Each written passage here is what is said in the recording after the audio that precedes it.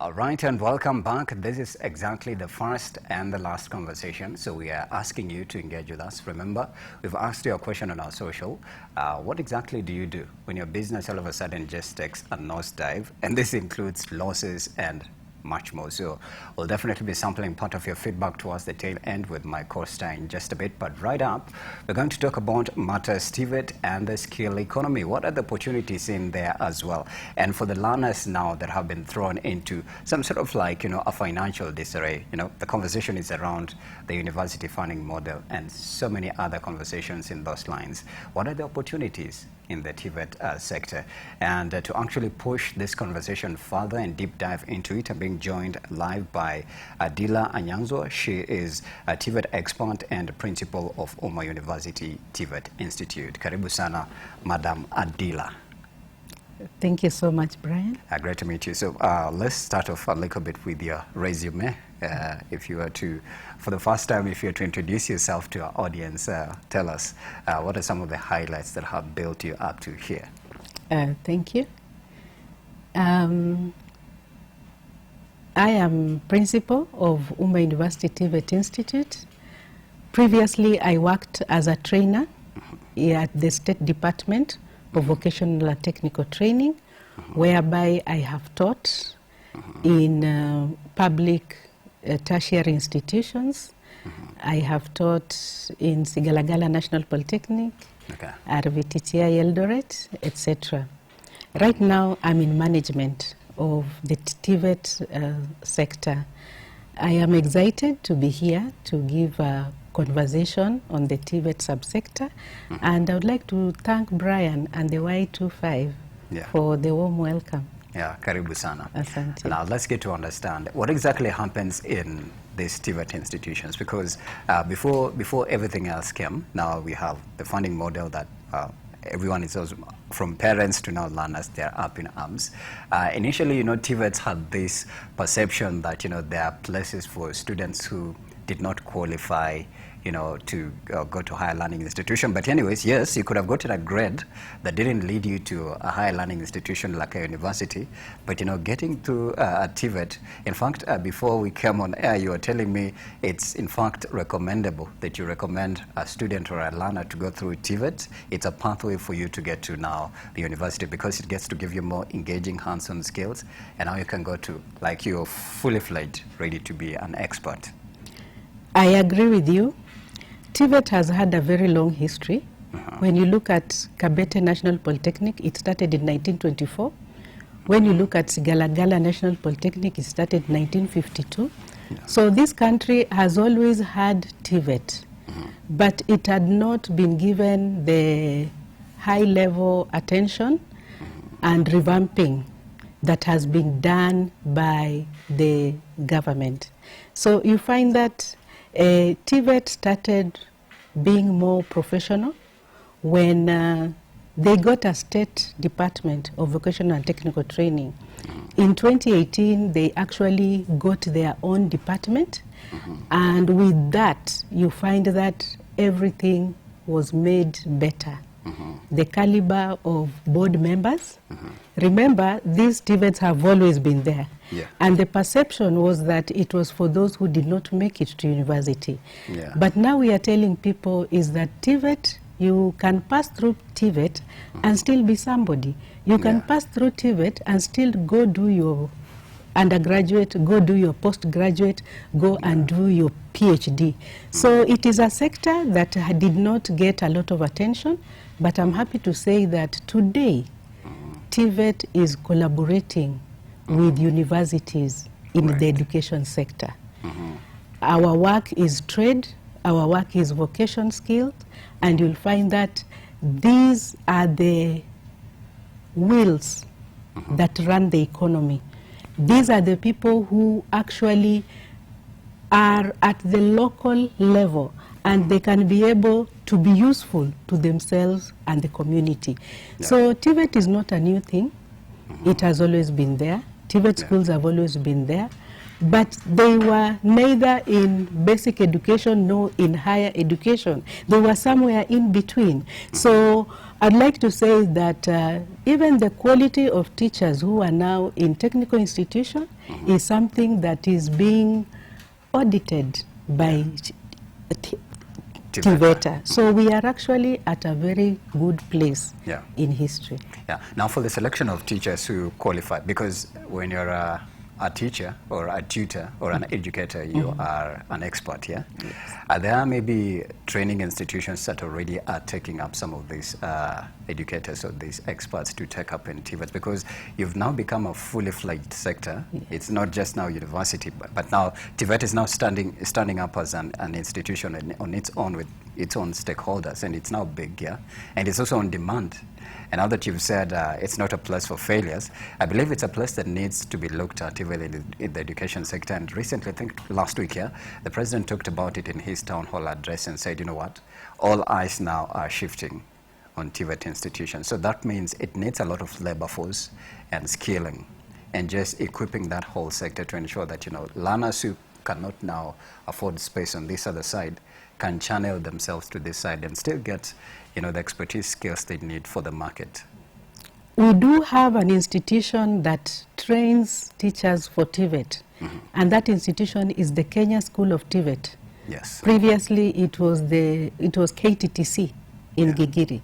So TVET actually has an institution to train its teachers, and every trainer must be trained in pedagogy, and they must get a TVET number. Just the same way we have a TSC number. The TVET trainers also have a license. Yeah, you mentioned the word pedagogy skills. Maybe perhaps if you can break it down, what are some of the pedagogical skills that trainers need to have? Pedagogy is delivery of the content, the teaching. You can have the content, but you're not a teacher. Okay. And you'll find that some of the subjects in TVET do not have a B.Ed in university.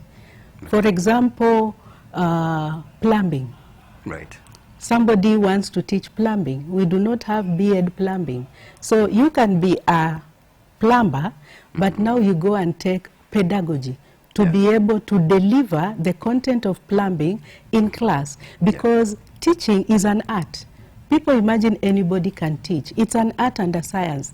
There is a process towards teaching. So you can see TVET has actually professionalized all its facets so that we are able to ensure there is quality in the graduates we are churning out to the world. Yeah, so that means you'll have to also be trained by another tutor who is also skilled in that skill that you want to train to this, you know, learner. And even go for teaching practice. Yes. You must go attached to a place to do a practicum on teaching, and then you are assessed to see your ability to deliver the content. Yes. Let's say now for a skill like because IT, now it's all about the world of technology, which is taking over every sector by storm. Now we have artificial intelligence and so many, like it's every day it's development after development. Now for such a skill like the IT, in the IT sector, how do you take your learners through that space? Because I believe it's one of the hotcakes on the market right now. It's one of the greatest skill on demand. Are you ICT savvy? Tech savvy, yeah? And that means you understand the lingo, the jargon, those things like web development, AI, you know, software developments, and it's literally becoming a world of automation. How do you take your learners through that? We actually have the course Artificial Intelligence. Oh, it's now purely a course? Yes, we have a course in TVET. We also have a course in robotics, and we even have exhibition for TVET on robotics, which is an annual event. Okay. The only challenge we have is that not all institutions are equipped with the right equipment to properly deliver this. But it's work in progress, whereby we are ensuring the courses we are offering are relevant. Okay. We are moving to automation.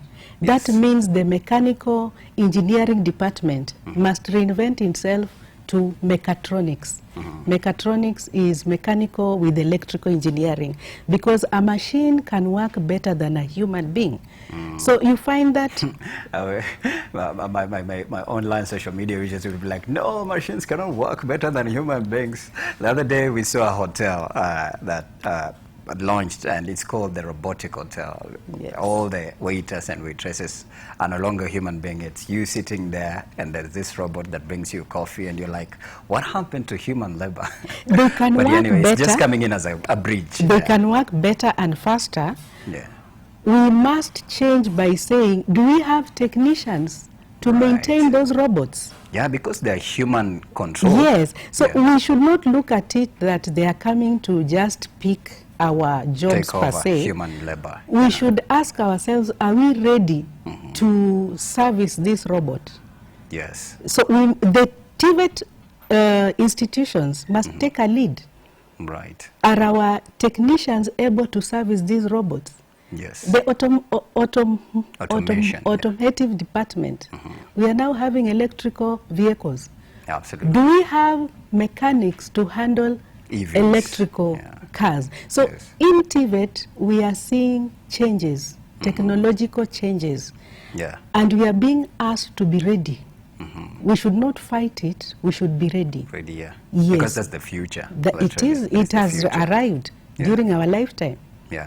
Now at UMA, because we want to delve a little bit at some of the courses that you offer right there. How have you also prepared yourself and jet set yourself for this journey, the world of automation and AI? At UMA, UMA University TVET Institute Thika campus, we are doing Wi-Fi connectivity to every sector. We are starting to bring in tools and equipment.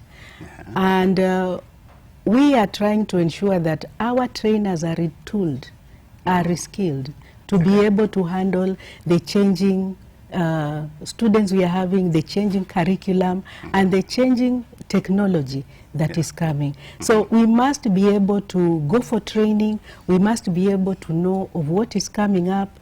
So we at UMA are looking at the staff. We are looking at the infrastructure. We are looking at the tools and equipment, and we are looking at the curriculum. They must be relevant to the present world of work. And we are also collaborating with industry. Industry must tell us what they need, because our graduates are going to them. They should be able to be relevant. So that is where the TVET space is, seeking relevance. Because you guys have to occupy your space and make a mark. We are already occupying the space and making the mark. Yes, but you mentioned you have a branch. It's like the main branch is the one in Kajiado. Yes. Talk about the Kajiado one and what does it offer to learners? The Kajiado University, the Kajiado campus of UMA University offers courses in IT. We offer courses in business management. We have a department of law and Sharia. You can see banks are coming up with Sharia compliant products. We also have a department of education. We have a department of nursing. Our nursing department is quite big and popular. And lastly, we have the Department of Arabic Studies. We are one of the only universities offering Arabic at degree level. Well, as a profession. Yes, and there's a lot of interest in languages. As I told you, Arabic is one of the languages of the UN. Right. Yes. Yeah. So it's like you guys also on the market in the TVET and even the high learning side. It's like you guys are bridging the gap from the TVET side and then the high learning side. Maybe that's the difference now between a TVET and a higher learning institution. Yes. Yeah, because somebody say, you know what, I just want to go to the university because universities are the best. But you know, I can see now how all of these are incorporating together to create a fully fledged student. Yes, yes. So our students from the TVET can be able to transit to the university. Yeah. Yes. All right. When it comes to now the market, since you're talking about the market, what are some of the skills that you feel like any learner that wants to prep themselves for the job market and become competitive, because it's a competitive space, even in the corporate space. In fact, the corporate space needs A1 students, yeah? How have you guys jet set your student for the corporate space? First of all, TVETs prepare their students with the content and the curriculum. But we are also supposed to impart the skills, the knowledge and attitude. What am I talking about? The TVET sector being a trade, these are people who are creative. And we must be able to give them also the soft skills to fit in the world of work. Yeah. They must be able to communicate. You'll find that most fundi is very good, they don't know how to communicate. So TVET is supposed to teach them soft skills. They are supposed to communicate. They are supposed to have teamwork. They are supposed to have time. They have to have a negotiation skills. They must be able to present themselves well. So TVET, after the content, we are supposed to make sure they can fit. They are the right fit. Right. So we are talking of skills, attitudes, and knowledge. That is what TVET is supposed to impart to their graduates. Yeah. Yes. Would you consider, for example, let's imagine you are a HR you're hiring. You're sitting on that hiring desk, and somebody from a university and then from a TVET scale. Who do you offer first priority and why? If I'm an HR, I would employ for attitude, because I can train you for the skill. I can take you for in-service. Yeah, so your institution doesn't matter where you came from. Where we have reached, it used to matter, but today it does not matter. In today's world of work, it does not matter. If you're ready to work, if you have a good attitude, if you are able to work hard, the institution will invest and even take you for training. So knowledge is very good, but I would like to tell our graduates it is much more than that. So for TVET, we are really emphasizing, as I said, skills, attitude, and knowledge. Kenya has a lot of education, but do we have the values? We at Uma University, we insist on values. We just say the education should have some values. Do you have integrity? Are you honest? So for us as TVET, we are insisting the knowledge is important. I will not belabor that, but we are saying you must be able to fit. Are you the right fit?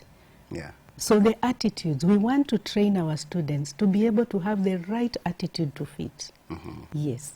You had mentioned to me that in fact, it's very necessary for a learner to go through a TVET before going to this higher learning institution. But somebody would say, you know, it's going to cost me a lot of time. Why can't I just settle maybe on the TVET or even opt for the higher learning institution? But then there's now even the issue of finance now, the stories of the funding model that has thrown it a little bit into a little bit of a cash crunch. So again, when you bring in that, let's say for a parent who can't afford to, let's say, the University of Nairobi, maybe the student qualified from the grade they got in high school, and then they wanted maybe to be a dentist.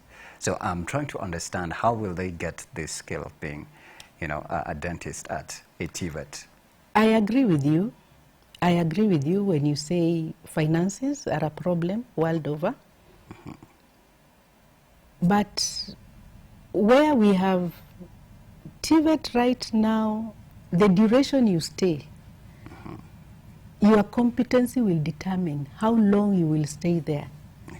So it is true, it is going to take longer. If you want to be a dentist at degree level, you can start by being a dentist, a technician at TVET level. In TVET, we have the medical department. We have the laboratory assistants. We have the the nutritionists, community workers. Even surgeons? No, we don't have surgeons. We have theater assistants. Theater assistants. So you can start from there and then go do. So it is true, it will take a longer time if you have to start from TVET. But if God is going to give you life up to 90 years, 7 years of your time to do from TVET up to university, is worth the sacrifice. Yeah. So we have a medical department in TVET, we have a medical department in university. You can transit from here and move to university and do dentistry. So you become a dentist technician, and then you move to degree in dentistry. Yeah. Are there alternatives maybe? Let's say you did not get the grade you qualified. Maybe there's a student who wanted to still do medicine, and medicine has a specific grade. Even the dentistry you are talking about, it has a specific grade, yeah? But then now they have, maybe they got a C+, and now they are forced to come to do a different course. It is happening. We have seen students who are called for a course they did not want. They start from TVET, and they will join the university at second year. Once you have a diploma, you are allowed 1 year. You qualify, yeah. So it is an option that students have had to start from TVET so that they can transit to the course they wanted. So this is a personal decision by a student or by their parents, so that they can be able to have both.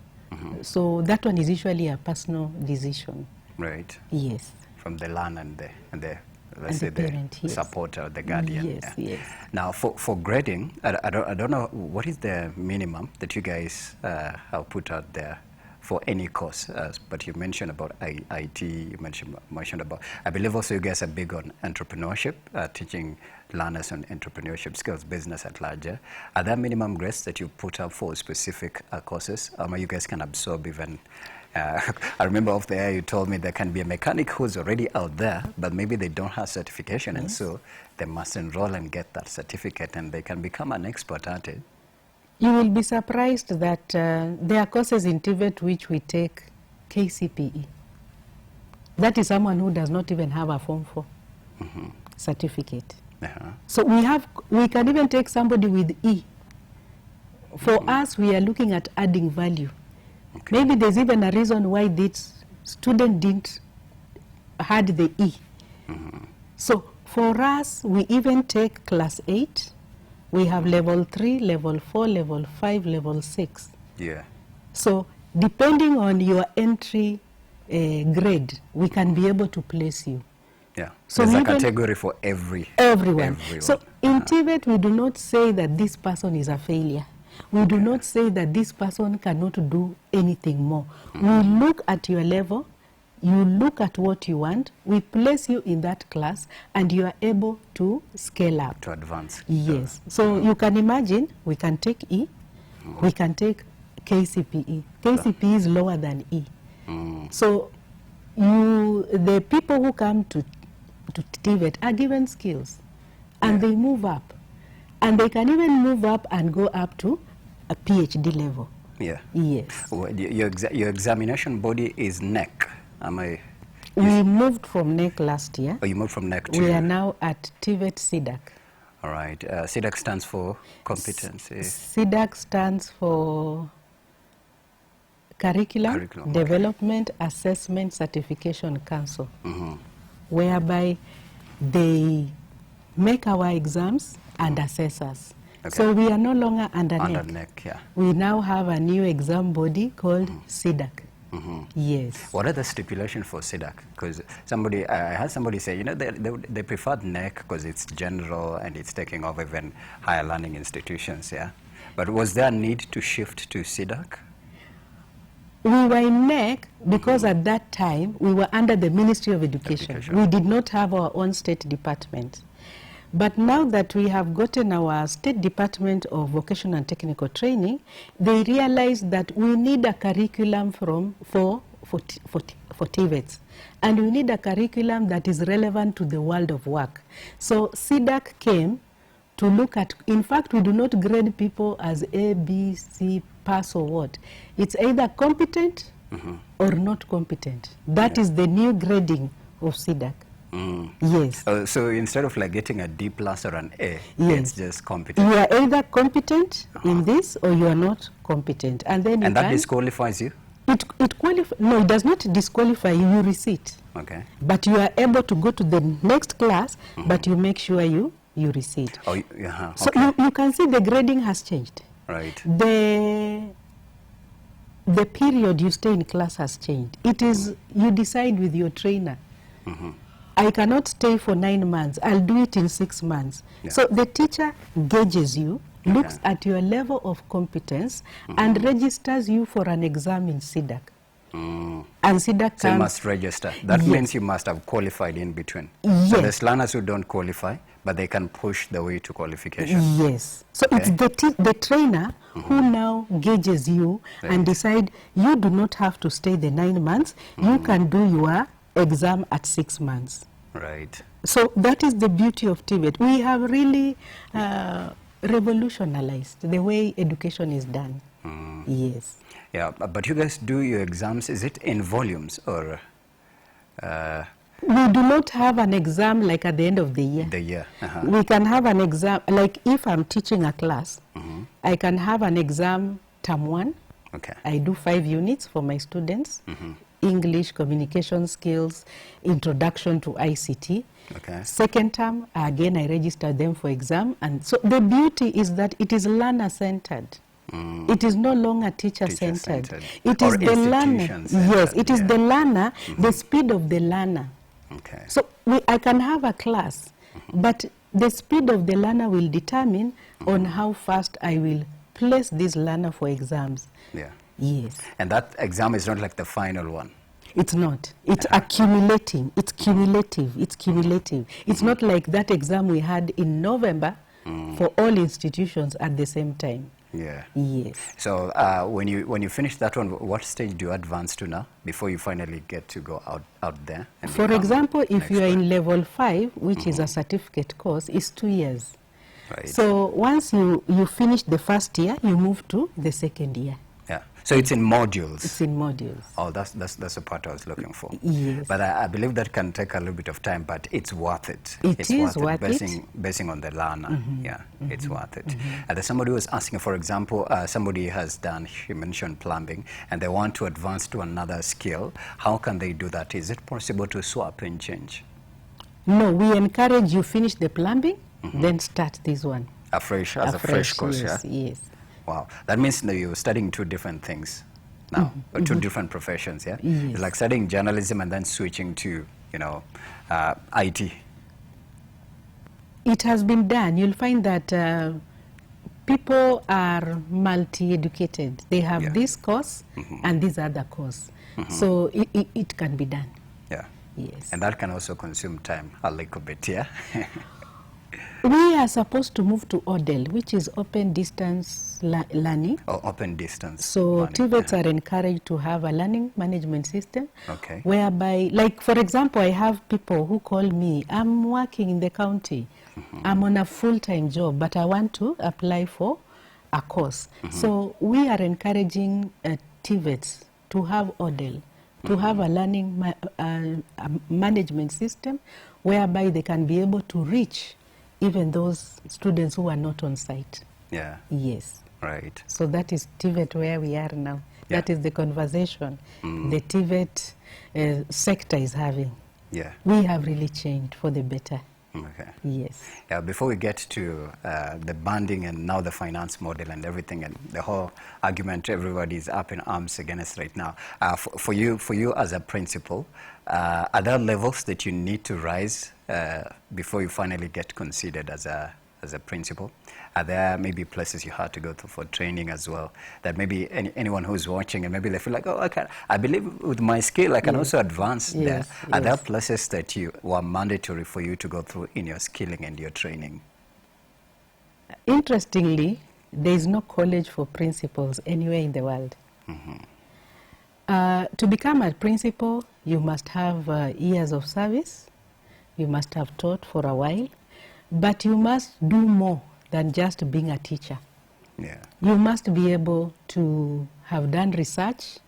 You must be able to have taken your students through extracurricular activities, either in sports or in music or for me it was President's Award.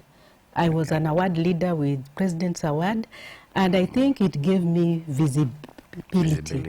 Additionally, you must go for training. Okay. There's training in Kenya School of TVET, there's training by TVET, and there's also training by Kenya School of Government. They have a very good course on strategic leadership and development program, which is required of public servants. So for you to become a principal, you must have taught, you must have done extra in your line of teaching, you must have done more than teaching. Even advanced academically, because you mentioned to me you have a PhD. I have a master's in education. Yeah, not a PhD. So it is training in class, furthering your education, taking part in extracurricular activities, and going for trainings from those TVET subsectors. Kenya School of TVET, TVET trainings, Kenya School of Government. So that is the way you can become a principal. Right. Yes. Yeah, and somebody was saying now everybody wants to talk about the funding model because everybody's hard-pinched. But somebody would argue, but for a TVET, you don't even need a lot of money. But off the air, you told me this funding model and even the previous one has massively still affected TVET institutions. Maybe you can break down, because yesterday I had a conversation with one of my guests here who argued a lot. They need band 4 and 5 deleted. And then there was somebody who proposed, why can't you do a pilot model first and see if you can work for a specific institution before you say, because even still the other model had dysfunctional parts as well that most learners never agreed with. So in a TVET perspective, which are the facets that have been massively affected? What has affected TVET is that scholarship that usually comes to the institutions, the capitation. Sometimes they don't come all of it. Sometimes they come late. So funding for education is a problem the world over. So I would say that with this funding we have a lot of problems because the funds are not enough. Another issue is that the people who are keying in the information, they need to take responsibility. Yeah. That banding will only come with what you have fed it in. So yes. I think it is a new model. I also need to be taken through it. Yeah. Have you seen the bands? Maybe let me see if I can get just a bit. Proceed, I'll get to it. And okay. I'll get to it. So I would say that if you are to ask me, education should just be free for everyone. But we are having financial issues. We must be able to chip in. Yes. Yesterday, one of the learners who said they need to end band 4 and 5. He was explaining to me that even the MTI system that they're using, how do you authentically determine that this student qualifies to be in this band? And then maybe also the institution as well. Because initially it used to be, you get to the higher learning institution, here's the fee structure, this is the course you're pursuing, and then you can work on that. But now, here we are in disarray. I have not looked at the system keenly. Remember, we are just in the second year. Yeah. And the communication we are getting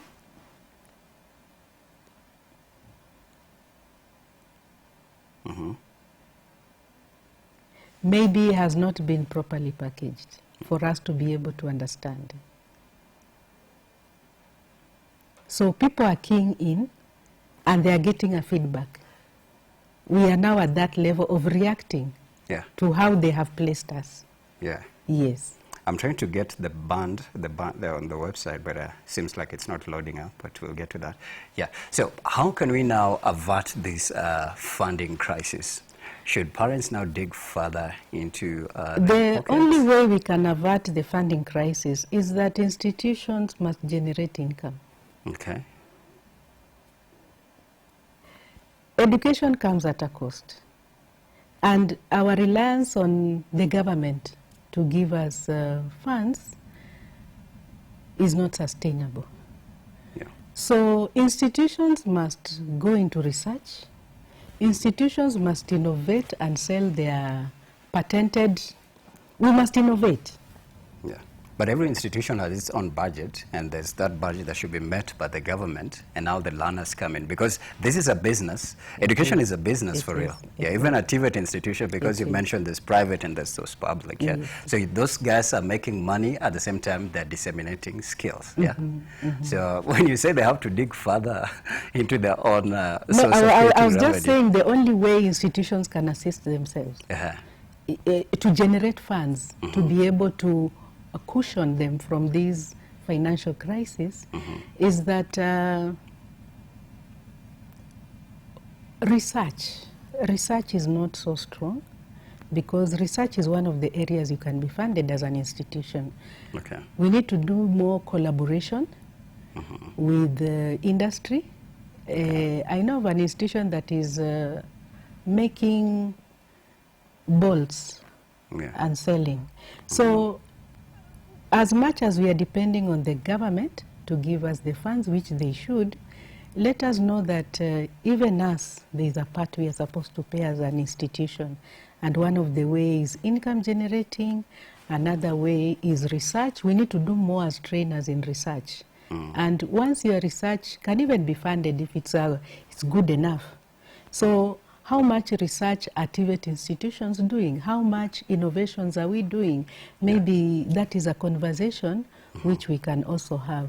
So on the part of the funding model, this is the second year that it is being rolled out. And the biggest problem we are having is the feedback from those who fed. We, the institutions, are receiving an activity that was student institution. We are now in the middle. We as institutions. You get?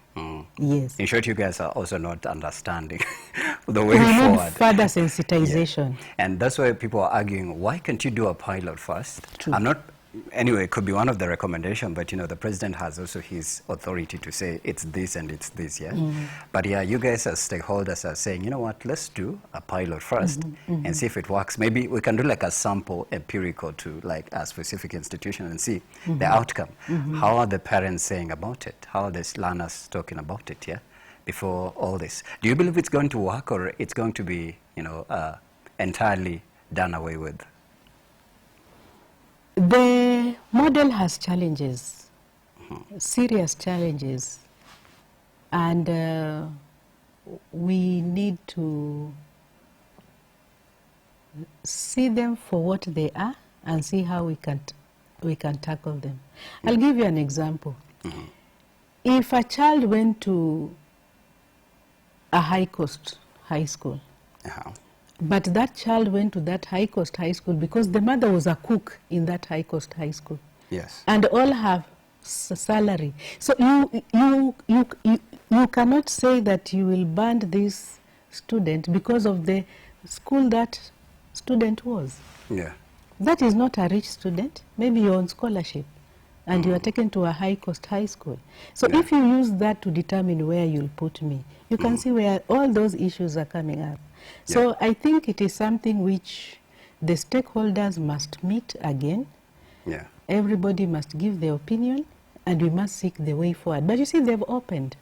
You can see the crisis that is bringing. So it seems like you guys are going back to the streets. But I've not seen TVET saying they're going to the streets. It's more, in fact, it's dubbed varsity funding model.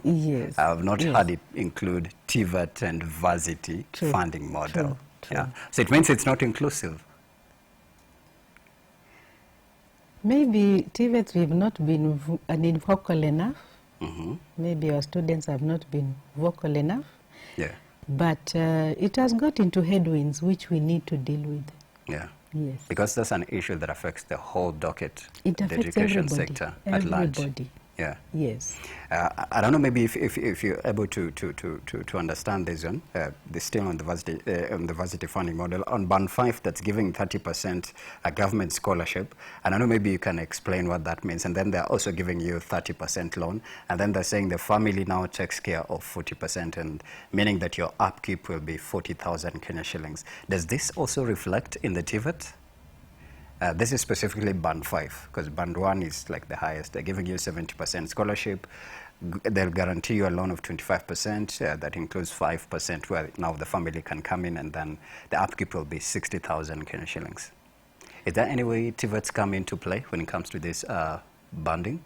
I'm yet to check the TVET banding. Okay. Because me being a private institution, I'm not affected by that model. Right, yeah. That's where I was coming to. Yes, it's in public. TVET institution. TVET yes. institutions, yeah. Yes. So you'll confirm and give us I details. will. Yeah. Now, still in that space, what are some of the things that you need?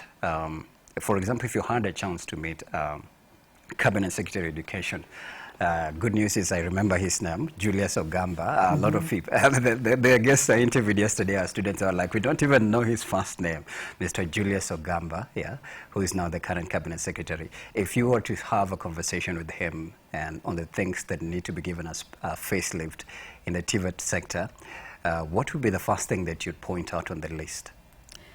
The first thing I would point out is machines. We need modern machines for training. For me, once our machines are relevant to industry, that would be a game changer. We need to train our students, if it is journalism, by the state-of-art cameras that are in use. So I would like to say that for me, if I was to meet the CS, I would ask him to put a lot of emphasis on equipment and tools in TVET institutions. I would also ask him for training of teachers to be able to handle those tools and be able to pass the information to the trainees. For me, those two things, the rest will snowball. Yeah. The teachers will be motivated to teach. When we talk of motivation, it's not only about money.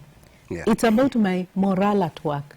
Yeah. How excited am I to wake up in the morning and go to work? So once the TVETs are properly equipped, I think it's going to have a snowball effect on all of the other sectors. Yeah. We need relevance to industry. Yeah. Yes. What about adding more experts or adding more teachers in the institutions? Because also in the town hall session, the president said, of course, they were to hire a specific number, but he mentioned 56,000 teachers to hire. This believe include JSS and other as well. Do you believe there need to be additional labor force that needs to be pumped into TVETs? It is true we need additional labor force, but if we go the Odell way, you'd find that we can reduce the workload by embracing technology.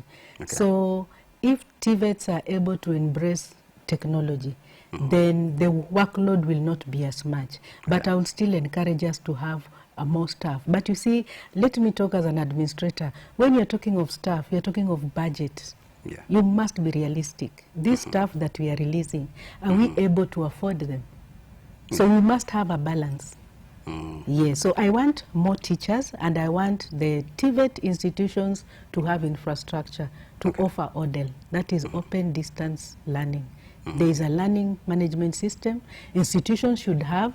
They should make it affordable, right, so that we can be able to reduce our workload by embracing the new technology in teaching. Yeah. Yes. Somebody was recommending that maybe they should have made education is subsidized. Yeah. Somebody was saying, make education a devolved function, but you're saying that would have been a red flag eventually, because now it's crisis after crisis anyway. The problem with devolving education, each trainer will be at the mercy of the county. Yeah. A county will decide your salary, will decide your career progression, will decide so many things. So you are not going to have uniformity.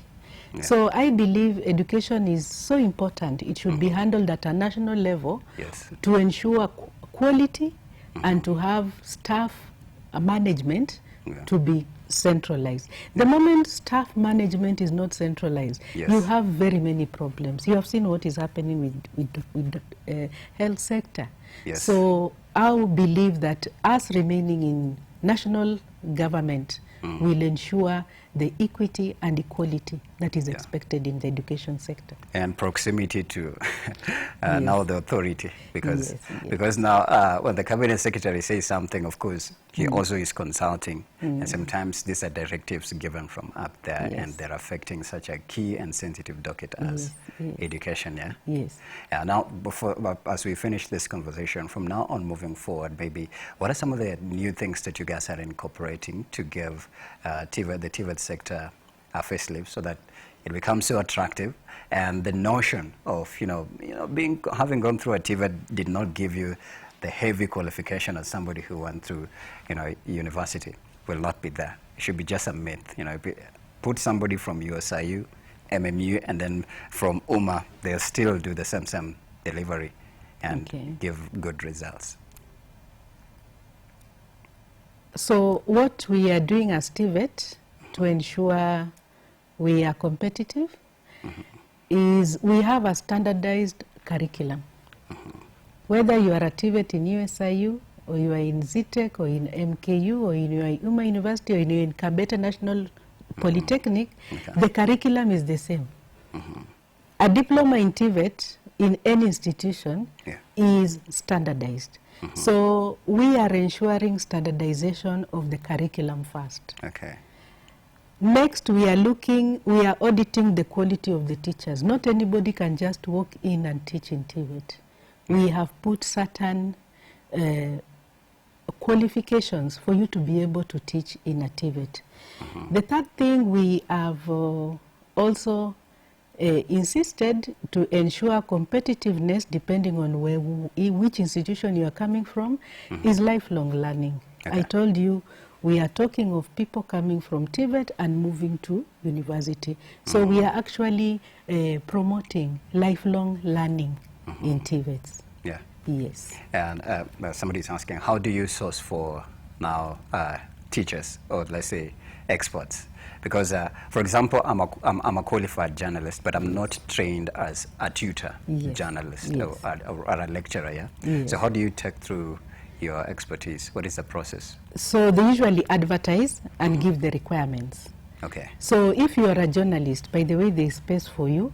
You simply go to Kenya School of TVET and take pedagogy for 1 year. Now you can competitively teach journalism in a TVET institution. Certified with certificate, Yes. Right. Maybe what is your last word? You can say hi to your students, because I believe you engage a lot with a lot of students and they tell you things. So what is your word to learners who are looking forward to joining the TVET sector? This is your camera. Thank you. So I would like to encourage all to apply to UMA University TVET Institute. We are located in Makongeni, Thika. Our courses are ICT, Business Studies, Electrical Engineering, and Clothing and Textile. For us, we are following the TVET CDAC curriculum. And I would also want to assure you that even after we educate you, UMA University TVET Institute is strong on values. We say that education must have values. We believe our graduates must be able to be wholesome, and we encourage our graduates not to stop at the level of TVET, but to be able to pursue education up to university level. We also encourage them to become good citizens of this country. Thank you. Yes, karibu sana, thank you. Somebody is asking here, as a TVET expert, what is your day-to-day life like? Do you guys have an office center right here in Nairobi? TVET has subsectors. We have the TVETA, which is our regulatory body at Utali House, Lolita Street. We have the State Department of Vocational and Technical Training at the Ministry of Education. And then we have TVET CDAC, that is our assessment center at ABSA Towers. Yeah, for the exams now. Yes, then we have Kenya School of TVET, which is at Gigiri. So those are the used to be KTTC. Yes, KTTC. Okay. So those are the subsectors that handle the TVET field. Okay. Yeah. So thank you so much, Madam Adilla Anyanzwa, for sharing your insights on this topic. Asante.